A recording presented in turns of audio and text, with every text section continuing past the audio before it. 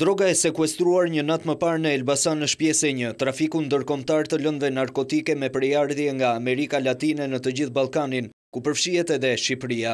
Në një dalje publike për mediat, policia tha se personat e arrestuar janë pjesë e një grupi të strukturuar kriminal, i cili përpunonte lëndën narkotike deri në nxjerrjen e kokainës së pastër, me madja e sekuestruar ndonjëherë në Shqipëri. Bëhet fjalë për një grup të strukturuar me një aktivitet kriminal me shtrirje ndërkombëtare të trafikut të narkotikëve nga Amerika Latine në Ballkan dhe me destinacion Europën perëndimore. Grupi kriminal siguronte lëndë me përmbajtje të substancave narkotike, të cilat më pas i nënshtroheshin një procesi përpunimi dhe nxjerrjes së substancës së pastër kokainë, me qëllim përdorimin në tregun e brendshëm dhe atë ndërkombëtar.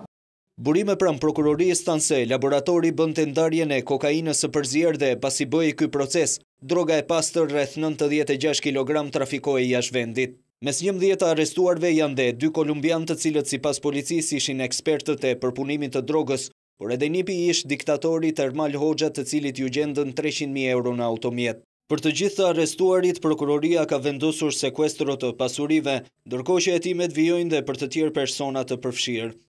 Operacioni ishte në vijim, strukturat e Drejtorisë Përgjithshme të Policisë Shtetit në bashkëpunim me Prokurorinë e Krimeve të Rënda vijojnë operacionin, vijojnë hetimet. Laboratori i drogës në Elbasan u zbulua pas një sinjalizimi të dhënë autoriteteve shqiptare nga drejtësia gjermane. Një vit më parë në Prokurorinë e Krimeve të Rënda mbërritën informacione se Ilir Hyseni, njëri prej të arrestuarve, ishte i përfshirë në trafikim narkotikësh. Për këtë 47 vjeçari nga Elbasani që dyshohet dhe si kreu i grupit është vënë në përgjim, shkasolli dhe shkatërimin e rjetit si dhe zbulimin e laboratorit të drogës në disa magazina dikur shtetërore, pak metra larg aksit nacional Elbasan Librazh.